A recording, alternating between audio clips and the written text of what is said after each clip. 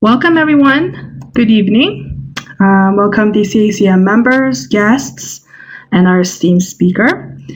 We have an outstanding webinar session planned today. I am Shahnaz Kamberi, the current chair of ACM.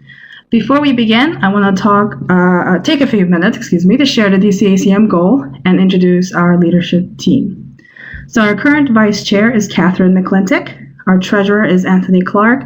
And we're actually very happy to announce our partnership with DCVR, and our VR program chair is Sean Macbeth. With over 100,000 members, the ACM is an association for computing professionals and students. We are the DC area chapter of the Association of Computing Machinery, and our goal is to create professional development opportunities for our members.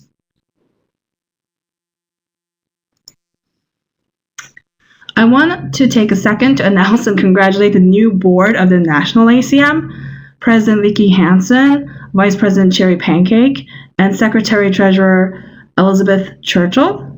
They will each serve 2-year terms beginning on July 1st.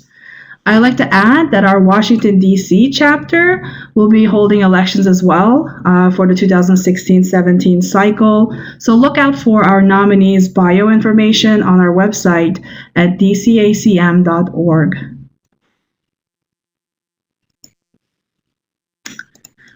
We thank our members for joining us today, and we encourage today's visitors to become a part of our growing community. Some of our upcoming events are listed on your screen, and we hope you can join us on all of them. If you're interested in presenting in our web series, please email skamberi@dcacm.org.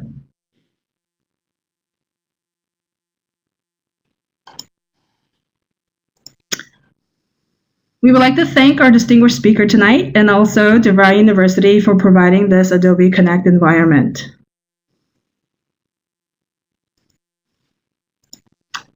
It is now our pleasure to introduce Designing More Flexible Multi-Threaded Control Software.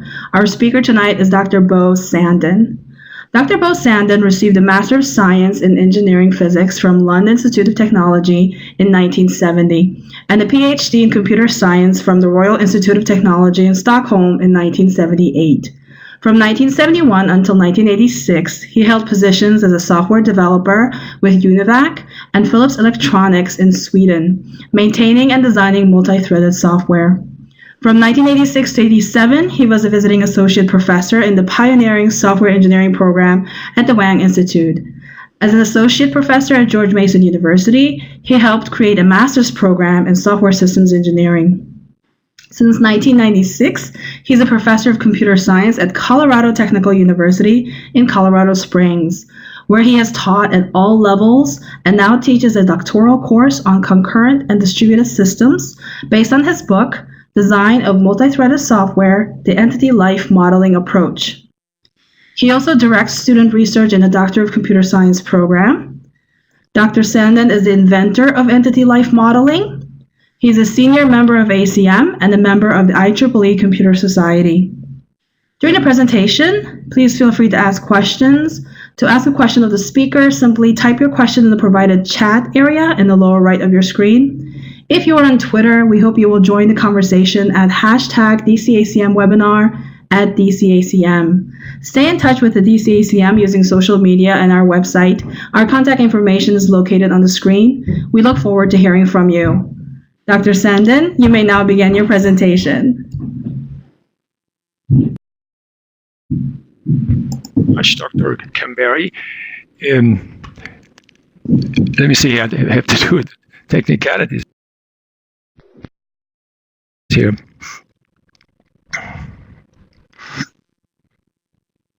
Okay, so there we are.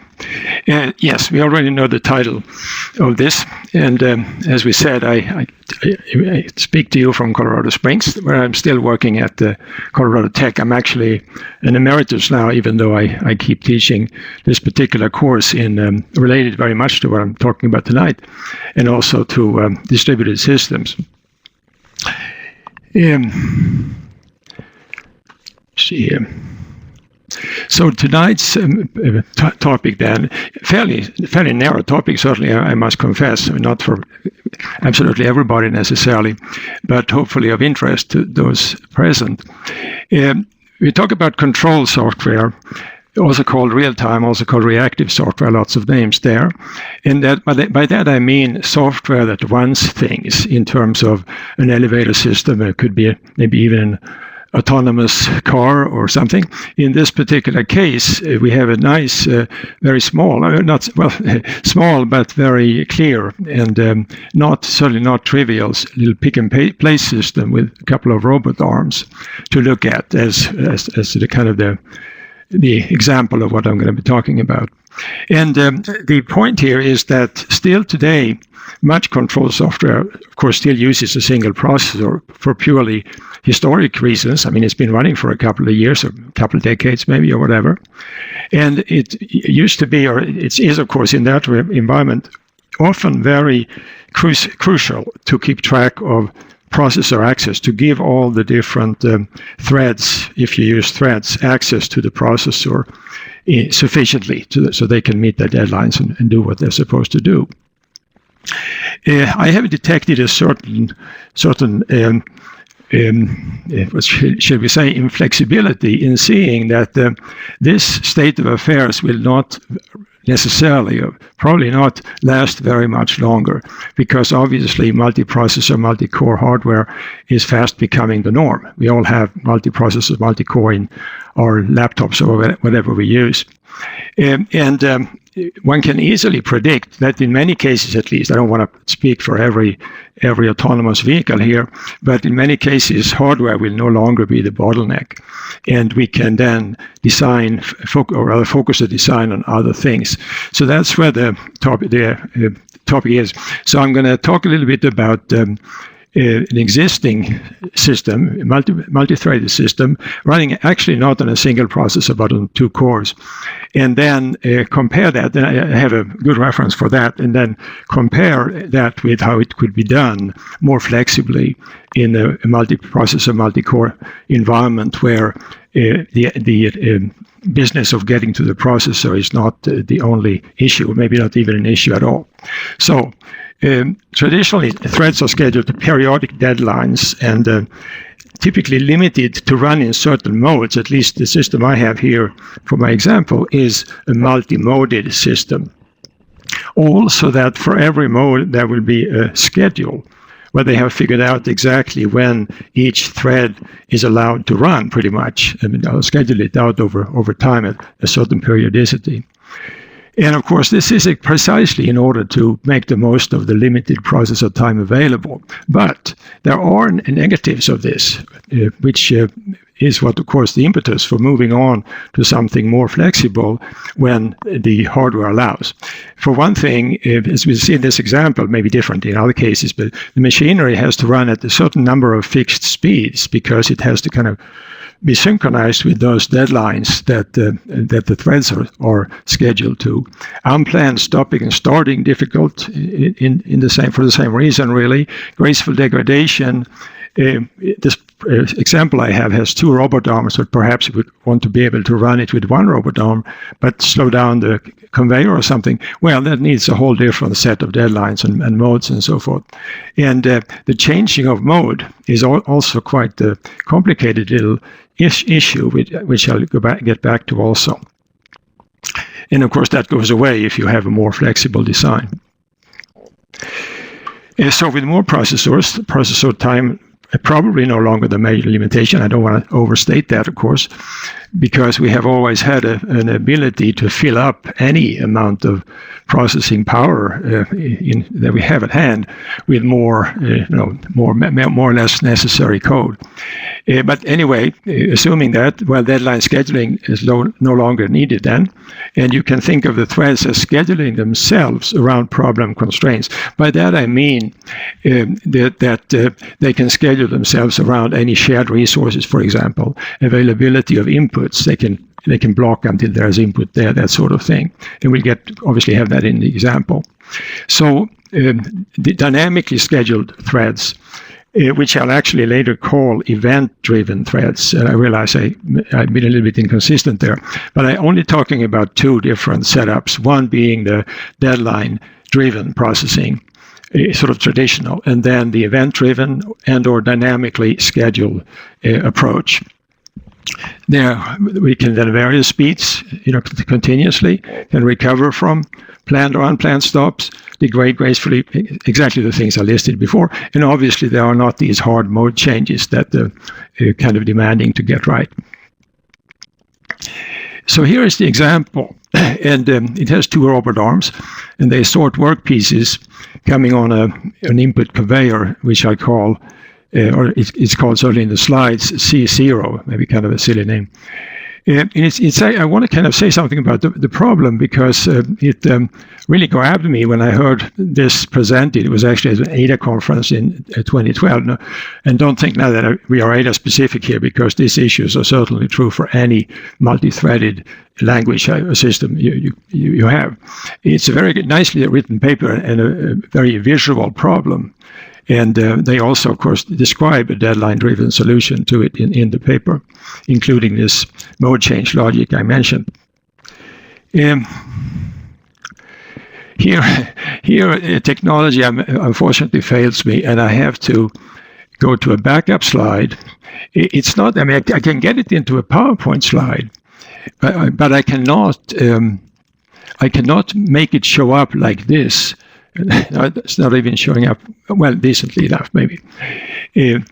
I can't get it to show up like this if I show it from a PowerPoint presentation. So here we have the little thing, and the unclassified input coming in here from the, get my arrow again, coming in here from the left, there is a conveyor belt. This is that infamous C0 I talked about. And there are these, the workpieces are either cubes or cylinders. Obviously, like a little toy problem aspect there, but it doesn't limit anything. There is a camera here that takes a frame, and the frame is shown here, how much it can kind of get in one picture. And the information from the frame is handled by the software that we are talking about, and it has to produce first, decide how many pieces there are in a frame, and then it continues to analyze each piece and figure out what its position on the conveyor belt is, so that the robot knows how to grab it. And the robots, of course, robots 0 and robot 1, grab these pieces and put each piece on one of these two output conveyors, depending on whether it was a cube or a cylinder.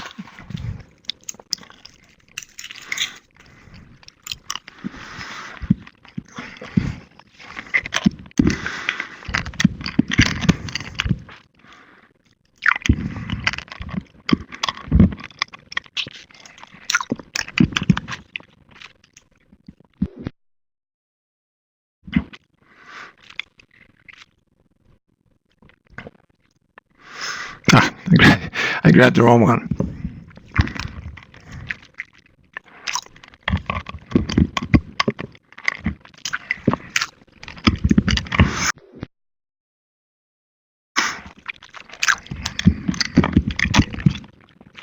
At least it has the decency to put you back at where you stopped it, so you don't have to kind of scroll through a number of slides.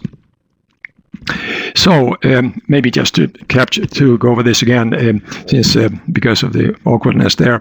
So there is this video camera captures the frames. Segmentation is where they find out the piece count per frame, which will be important because it determines if you're going to run one or two robots.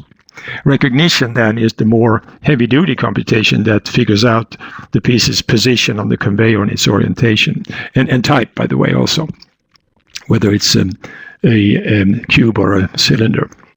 And the mode of operation then depends on the piece count. And what they call normal, one robot 0, picks and places both, or it alone picks and places rather. And the conveyor, the input conveyor, runs at what's called working speed. And then there is this overload where they have to run both robots. and still the conveyor is running at the same speed. And the deal here is that, and it's kind of a little bit odd requirement, that they do this in order to save, so they only have to run one of their cores in the normal case.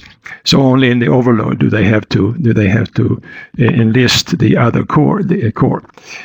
Finally, there is the fetch mode, where the input conveyor just runs until the camera and segmentation finds a frame that's not empty.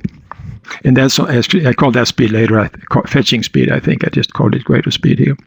So each robot, of course, repeatedly accesses something called to-do, which I didn't mention. That is a buffer where the segmentation, or rather recognition, puts information about each piece that it has located. And of course, the robots then, it's a queue. So a robot then gets the next piece that has to be handled. And it picks it up, of course, and places it on one of the other conveyors, depending on which it was. So here's then the original deadline-driven solution. And of course, as I keep saying every other slide here, the issue primarily is to ensure the threads access to the two cores. And for that reason, they are periodic, scheduled to deadlines. There is, interestingly, or not surprisingly maybe, but there is importantly a schedule for each mode. So they have to kind of hand make a schedule for the normal mode and the overload mode. And of course, the fetch mode would be the most trivial one to figure out. And in each mode, the system runs, the input conveyor runs at a fixed speed, at least theoretically. And by definition, then, of this idea of mode is that only certain threads are allowed to run, as the phrase goes. So a thread can run, but it's allowed to. But then it's just not given any access to the processor. It's just kind of scheduled out of the processor altogether. And each thread, of course, has a set periodic schedule. There are 5 mode changes, as it turns out, but most of them, really 4 out of them, I guess, are fairly benign, but the 5th one is the one where we see this phenomenon that they have to kind of wait to get everybody on board before they can change. And I'm going to get back to that. It's actually the topic of their whole paper, is this idea of multimodality, which is certainly challenging if you have to do it. Now here's, I hope people kind of relate to this. This is, of course, a state diagram. Very good tool to describe these kinds of systems. So here the fetch mode again, the simplest mode. We just keep rolling pretty much, and the segmentation checks each frame for whether it's empty or not. If it is not empty, then if it's not overly full, it's beyond a certain threshold, then there is a transition from fetch mode to normal mode. And here the kind of heavy-duty events and actions for each transition. I don't think there's any particular reason to try to read that or anything. The essence of this is that that given the number of pieces, there is a transition to the normal mode. So here then, or rather in the other case, there is a transition here to the overload mode. And maybe this is actually a better place to start, even though it's supposed to be kind of an exceptional state. So what happens here is, of course, that the robots, both of them, chug away at moving those pieces. And what we see here inside the state icon is what happens when segmented has segmented a new frame again, and then the interesting case is if the number of pieces is now less than the threshold. In that case, we are supposed to go to the normal mode. But it wasn't that easy, because here we have a situation where in this mode, and to be specific, this whole superstate, of course, is the overload mode. That is the mode where both robot threads are allowed to run. And this mode here is, of course, one where only one of them is allowed to run. So here, in order to manage this mode change, we have to make sure that the robot that is not allowed to run anymore gets enough time to place any piece that it is either just about getting or it has just gotten out of to do, or maybe has already picked. But we have to take to come up with the longest time it can ever need, and that has to then occur. That time has to elapse inside this work decreased state, which is there only for that purpose, only to wait for that robot one. And you could, as a little exercise. It's not easy to figure out how you can do that in a simpler way, because one thread, and this is the thread actually that, of course, that does the segmentation, is the one that has to decide the transition to the new mode and state also, of course. And it's, as any other thread, it's fairly autonomous compared to the robot one thread, which is the one that it has to make sure gets enough time. So it's not easy to get this robot one to report that now I'm done, or because then you have the case maybe it was done in the very beginning, even before, and it has never started picking and placing. So there is no obvious, at least to me, obvious solution of how you could do this without giving this or coming up with this kind of grace period here for the robot, whether or not it needs it, because it might be done when we start. And then that in turn has the little effect that in work decreased, there can come now another frame, and that turns out perhaps to not be so small. Maybe that has a lot of pieces in it. So now we're back in still overloaded. So we could imagine some kind of flip-flopping between these states here as well as another little side effect of the mode change. Not that really matters that much, because it just means that the P1 or robot 1, will have to go on working for a little bit longer. So I guess in a way it's mostly a kind of complication for the mind, because I had a hard time when I first saw this to kind of reconcile myself to this time up to process and why it was there, and certainly why it had to be done that way. So the kind of thing that you would perhaps rather not find if you are a debugger of some software, and you find this maybe fairly undescribable or unexplainable state in there. Well, enough said about that. If ultimately, of course, it gets to normal mode, where one robot works, and where, as I said before, they only really use one of their cores.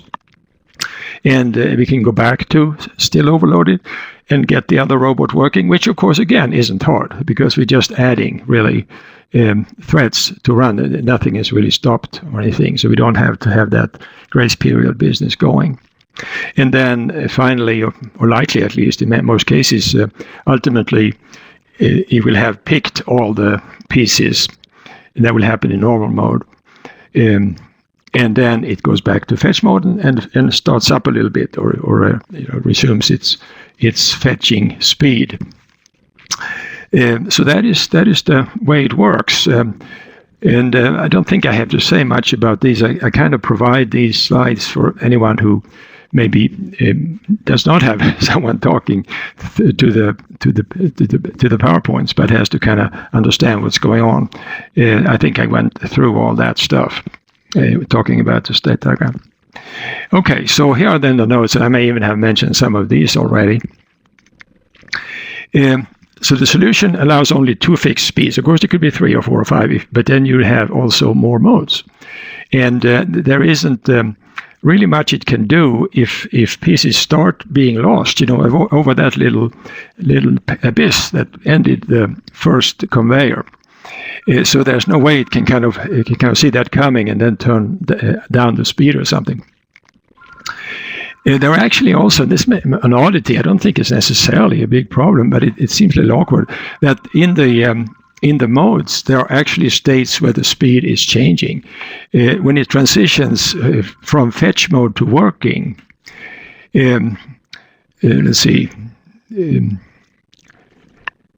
it occurred to me that would working of course being the superstate that has both of those. Actually, all of the states other than fetching. I'm confusing myself here in my own diagram. So here is whenever it goes from fetching to working, then there will be a time inside the working superstate where it will have to slow down because it comes in with the fetch speed and has to go down to its working speed.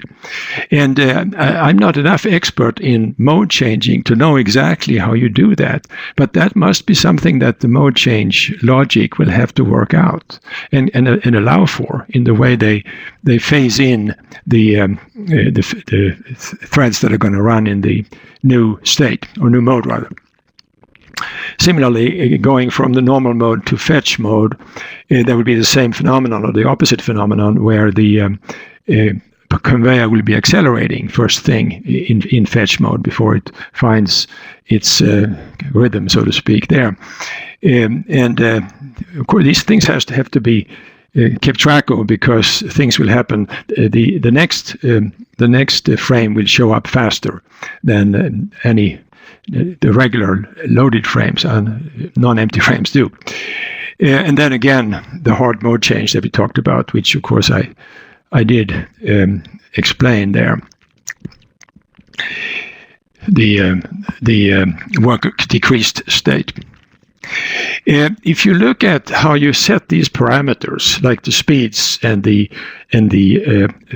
threshold, well, our pieces must be picked while within reach, while before the abyss, as I named it, the end of the conveyor C0, because you can't really recover from anything else. So unless you are happy with pieces on the floor, you really have to run it slower. It's the only solution to that.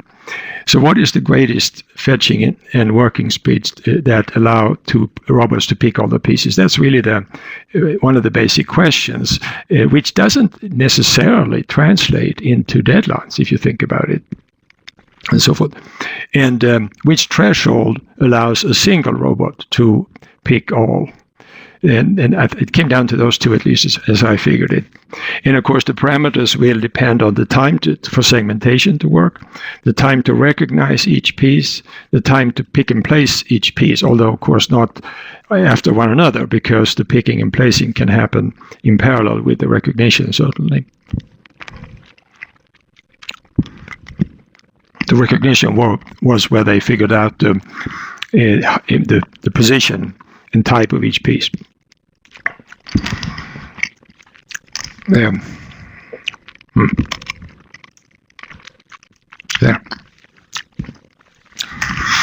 So how do you establish these realistic speeds?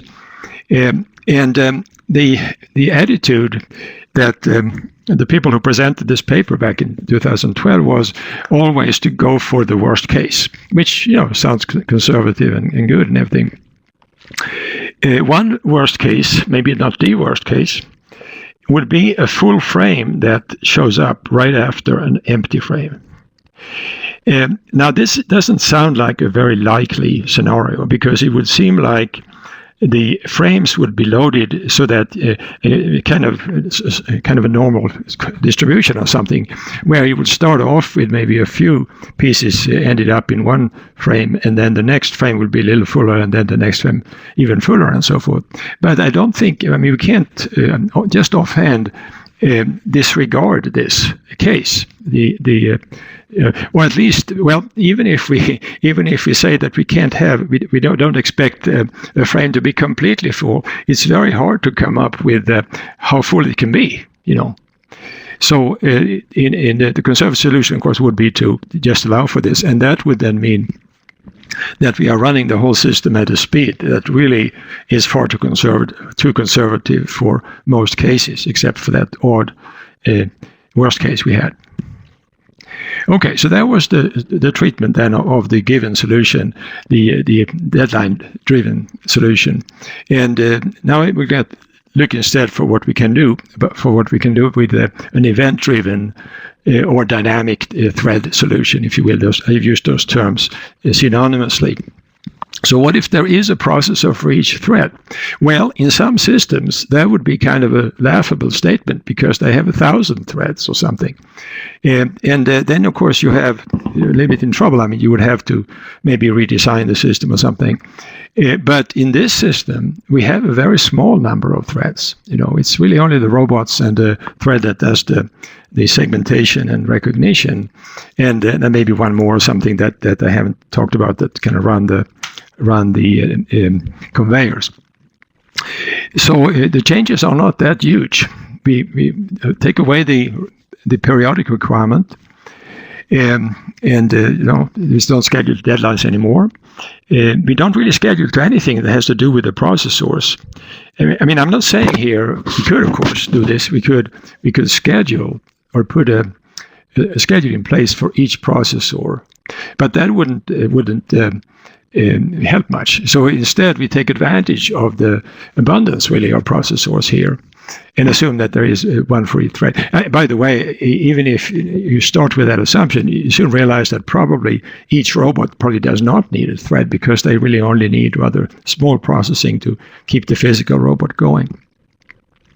But anyway, so no longer periodic.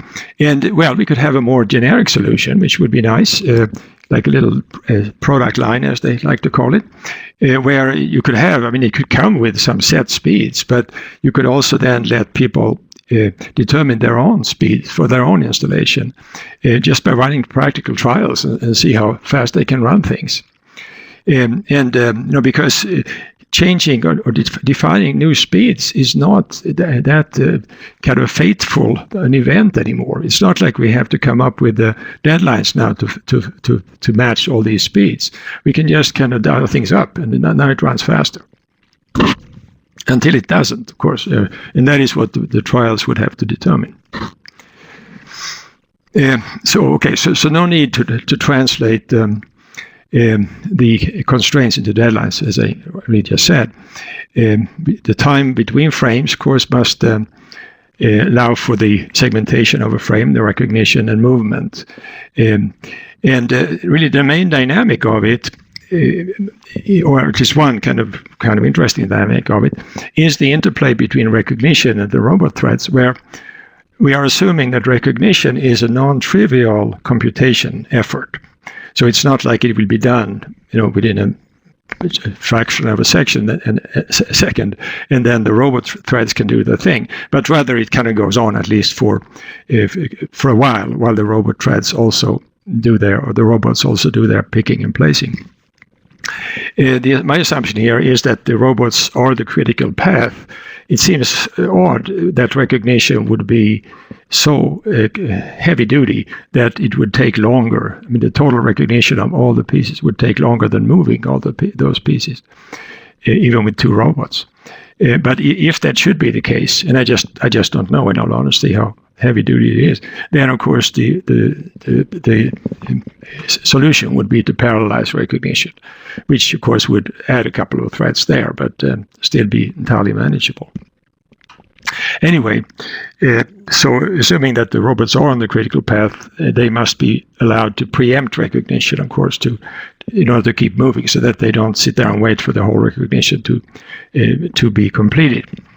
I haven't mentioned this preemption, of course, being that a higher priority thread can suspend a lower priority thread really whenever it needs it to, and usually there are some limits to that. You can't interrupt the thread at exactly any point, but often enough so that the robots can get their time in while recognition is really waiting for a while. That is what's going on. The same principle, preemptive threading, it works in both these solutions. Both the deadline-driven one and the event-driven one are both preemptive, or both based on preemptive threading, I guess I should say. So, most importantly, of course, at least as far as the state diagram goes, is that we no longer have these hard mode changes where we have to have everybody on board before we can apply the new schedule for the new mode. So otherwise, of course, it's sort of the same. There is still a fetch state, of course, and it can, when the frame comes, it can either transition to normal or to overload, where overload would be the state where both robots pick. By the way, if anyone is down in the weeds here, I realized recently I used another abbreviation for pending pieces. They call PP here. So that is the same as, of course, as it was in the previous solution. It's just my variable names had changed there for some reason. But we don't have the problem with the transition from overload to normal anymore. And the trick there, and this is kind of, I think, is kind of an interesting observation in general, is that rather than having everybody, all the threads, making them aware of this mode change, and even having to delay the mode change so that you can get everybody on board, if you don't have to do it, I mean, you could, in general, take the philosophy that you let a thread find out or become aware of a mode change when it is in a position to do something about it. And if, for example, robot 1 here, it's obviously the best example there is in this case, but the robot 1 has picked a piece, and it can't really do anything much about a mode change until it has placed the piece, and then it can't. Then it will have to find out that it's now in normal, and it's not supposed to pick any more pieces. There is really not much point in somehow letting it figure out the mode change while the robot is moving between the different conveyors. So that's kind of simplifies things, and meaning that overload now means the state where both robots pick, and normal is the state where one robot picks. And by the way, I guess fetch is the state where no robot picks. So that was consistent. And I suppose you could even let robot 1 place a piece in fetch if it should somehow be able to stretch it that far. I'm not sure that that's physically possible, but I don't think that would be any problem really if that happened. You don't have to. It doesn't have to really line up. I mean, once it has placed and it's not in overload, of course, it will have to block on overload, so to speak, and block until overload is entered. But if it hasn't. If it doesn't get to that point, I mean, if it doesn't place, maybe until it's back in overload, I don't think that's probably even less likely. But what I'm trying to say here is that, at least in this case, and many other cases also, and we can be pretty flexible with certain parts of what goes on. So rather than having a mode where a certain robot picks and places, we can let the placing be rather free, as long as it keeps track of itself, so that it fulfills, of course, its placing before it starts picking a new place if it were to be back in overload at that point. I don't know, that maybe got kind of convoluted there. And the point being, again, that I don't see a need other than because of the schedules for each mode to keep be very hard about mode changes. Rather let each thread deal with mode changes at its own on its own schedule, so to speak. Okay, so obviously the modes are gone with the individual schedules. And overload, actually I called it not overload mode anymore, but overload is now when both robots pick and placing can happen in the next state. We talked about that. And of course about work decreased being gone as well. And now we have this philosophy pretty much where the threads do schedule themselves, constrained by the shared resources, availability of pieces. You have to block until there is something to place, of course, and it has to block while the other robot is doing something with a particular conveyor. I guess I've kind of mentioned this all along here. So there needs to be at least for C0, the input conveyor, there has to be exclusive access, mutual exclusion enforced there, because you can think of a case where the two robots might actually both be positioned to pick a new piece, or rather to go to the to pick a new piece from the conveyor C0, and that is the situation where we have just transitioned from overload to normal, because of course the robot 0 has been ready to pick all along, and now comes robot 1 and is also ready at practically the same time. So we have to enforce mutual exclusion for C0 at least, probably also for C1 and C2 together. I don't think we have to worry about looking at C1 and C2 each as a resource that has to be that you have to have exclusive access to, because it appears that in this situation, in this whole system, the robots will find a rhythm, more or less, where one picks while the other places. One gets in there first and gets to pick from C0, and then it will take a little while for the other one the other one will be kind of slightly behind. And more or less, it will be so that it won't be trying to place probably until the other one is done placing. But of course, that may be a little bit too tenuous, so it's probably a good idea to use mutual exclusion for C1 and C2 together as a kind of a combined resource. There's never a reason with these two robots for them to be there at the same time. There is an interesting case if things are scheduled a little differently, and that was if both of them was to be ready to place something at the same time, and both of them or one of them needs to stretch or reach across one of the conveyors to reach the other. In that case, you start having to look into deadlock and so forth. So in that case, you do have to have separate locks for each outgoing conveyor and maintain some kind of order, locking orders to make sure that they don't deadlock on top of everything else. Well, maybe a little bit of a detour there. So new possibilities, I mentioned them really at the very beginning.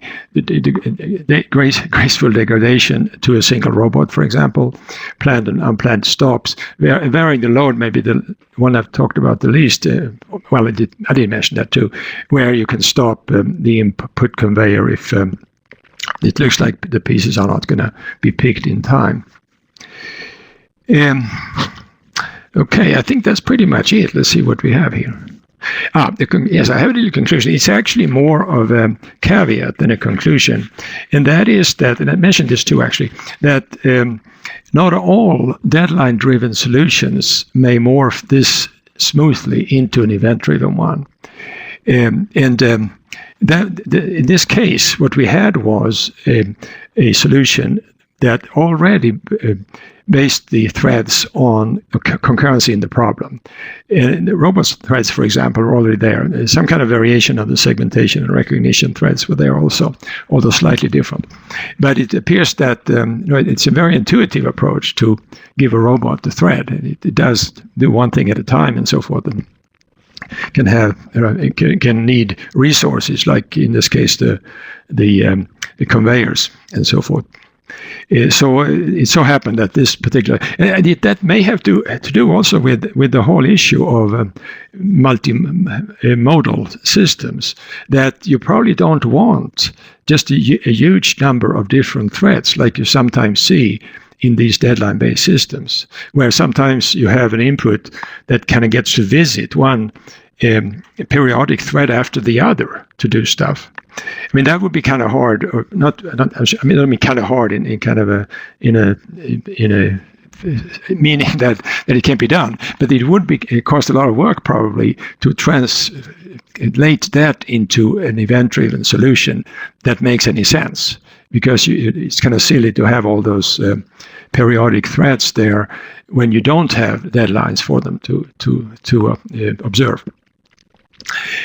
So anyway, so that was kind of my point here, that some some deadline-driven solutions might have many more threads, and it might be much more messy affair to change over to a event-driven solution with a reasonable number of threads.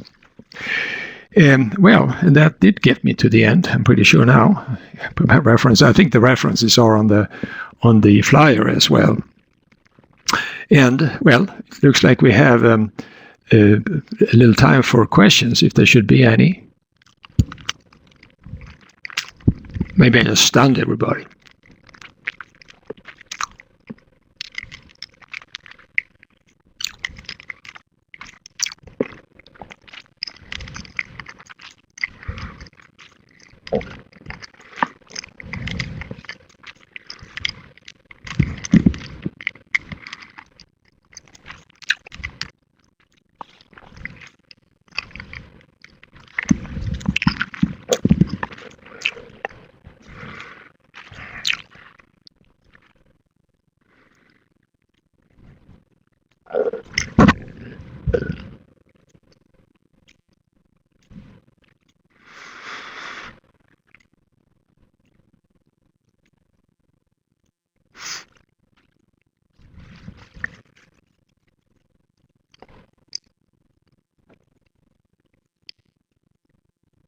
I know it's always a little awkward to write the involved question. There we go. Let's see. If you mean, of course, the processors are also resources. So in that sense, of course, it is resource allocation, but that kind of resource allocation usually goes under scheduling. That's the way to allocate the processing resource is to schedule. So that was the primary idea here, that with limited number of processors, you have to husband that resource carefully, and that then leads to all this deadline scheduling, all these periodic threads and so forth. Because with such certain kinds of threads, you can prove schedulability. There is, for example, the rate monotonic scheduling scheme. It's maybe the best known of them all, where you assign priorities according to certain rules, and then you can prove, or of course disprove, as the case may be, whether all these threads will actually meet their various deadlines. So that's kind of what goes on in the deadline scheduling realm, if you will. That very much effort goes into scheduling the threads over time. Even rather bizarre arrangements where a thread that does not quite meet its deadline, it's given a little bit more time, and you can envision kind of a big machinery underneath there that keeps giving timeout to the various threads in real time. Beyond what's the schedule really, prescribes. Kind of tweaks the schedule a little bit so that the deadline will be met.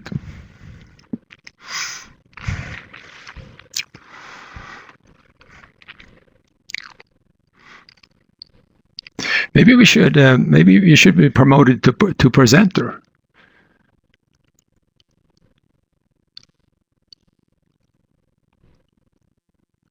There you go.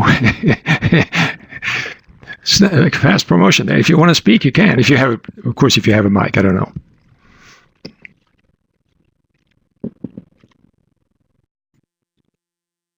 Yeah, Roger, I just promoted you, so if you have a mic, you can just ask your question with audio.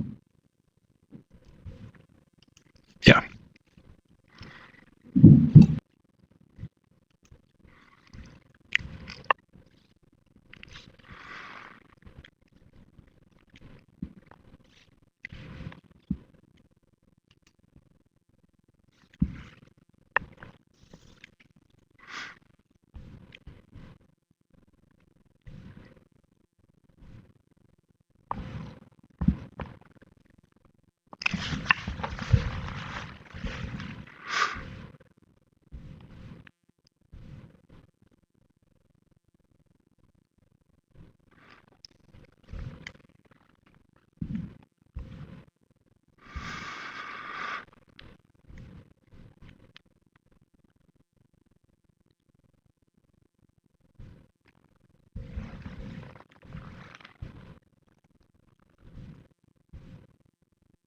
Okay, it happens a lot if you're not prepared to use it, of course.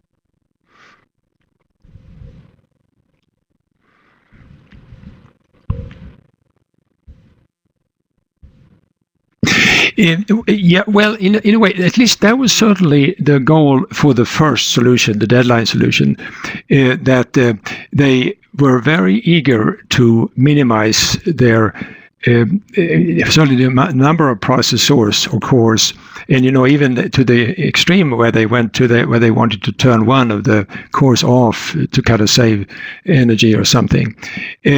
But other than that, it's not quite there. I mean, the problem is, of course, to write some software that can run a system such as the two robot arms here, the pick-and-play system, as I called it. And really, in a way, it's a matter of how complicated you have to make that. And the idea being that if you are under constraints, hardware-wise, you don't have enough cores, maybe you have only one, and so forth, then it actually becomes, or you end up with a rather more complicated solution. So you kind of pay in terms of complication, and also, as the point I was making, in terms of not being so flexible. Because with those deadlines and periodic threads, you end up with those specific speeds that you can handle, the system can handle. And once you kind of let go of that thought that you have to, above all, come in under a certain, or not one processor or two processor or some other limitation, then you can suddenly design much easier. So, and you get those flexibilities that I tried to emphasize, where you can vary. You could even have the speed for that input conveyor variable. You can kind of dial it up and down and see what's a good speed, like people do with machinery in many cases. So it's so in a way. In a way, it's not so much about capability, because we're seeing the capability going kind of it's exploding now. We used to have, I used to have, when I started out, a little computer had 50,000 bytes or something. And suddenly then everything grew bigger, and we don't have to worry about storage space anymore. And now we don't really have to worry about access to processor capacity either, because we can put in more processors or cores in there, and things become much simpler because we don't have to worry about certain other things. I don't know if I made that all that clear, but it's not that we are under less duress now, so to speak, is what happens in terms of how.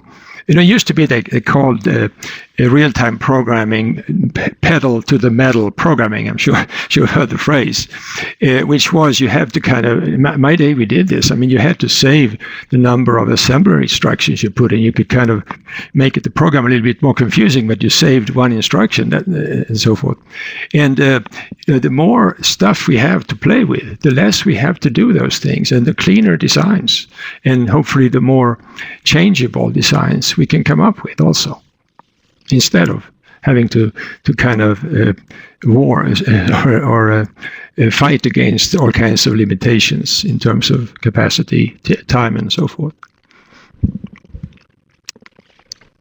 Hopefully also fewer errors. The simpler you make the system, also hopefully the fewer errors will kind of sneak in there. It's just maybe easy for someone to kind of look through it. Have these reviews and things that we always have had, of course. But the simpler a program, the easier it is to review it. More people can know what's going on there. More people know the more errors, bugs that we'll find even before it gets installed anywhere. So in a way, it's simplicity also, which I may not have stressed as much as flexibility, which was my point really. Okay. I didn't see that there was typing going on again.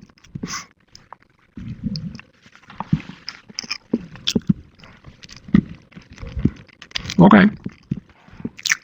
If there's any questions, I mean, anything that will keep you up at night, by all means, send me an email or something, and we can sort it out kind of at a slower pace, if that should be good for you.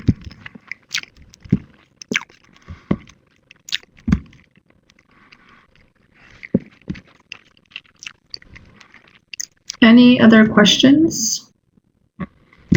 That was you said typing, but somebody, but that went away evidently. Yeah. Let me get back to the first slide so people can see your contact information. Sure. Yeah. Yep. Of course, the ACM address is the one. Oh, you're welcome to look me up at LinkedIn, of course. But if you just, if you want to contact, that's the address. All right. I don't see any more typing. So again, if you have any questions you want to ask Dr. Sanden, please feel free to email him at bsanden@acm.org.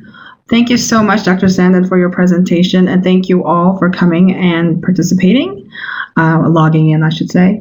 All right. If there are no more questions, have a great evening. Goodbye. Thank you very much.